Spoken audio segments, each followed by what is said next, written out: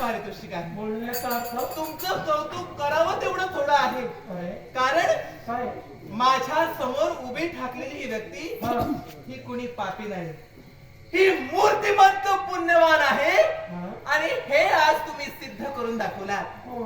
मच्छिंद्रनाथ, काय? मी कुणी सामान्य नाही. का? अहो, त्या हिंगळा मातेच्या दर्शनासाठी तुम्ही निघालात ना, हा. त्या हिंगळा मातेच्या सेवेसाठी ज्या 12 मातृका आहेत हा. त्यातीलच मी एक मातृका आहे. मग? शाबरी विद्येवर प्रभुत्व मिळवण्यासाठी ज्या महाकाव्याची रचना तुम्ही केला हो.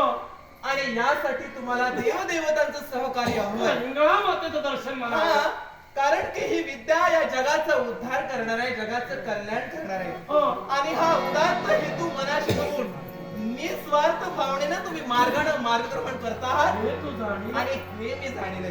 तेव्हा तेव्हा आज ही मातृका नव्हे तर मूर्तिमंत हिंगळा माता तुमच्यावर प्रसन्न आहे.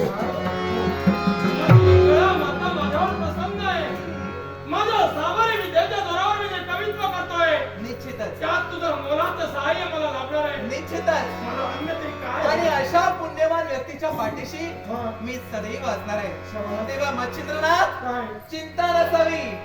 आता या क्षणापासून तुम्ही जिथं जिथं जाल तिथं तिथं वेळ काळ आणि स्थळ या गोष्टीचा विचार करून हा. तुम्हाला ज्या ज्या वेळी माझ्या सहकार्याची गरज लागेल हा.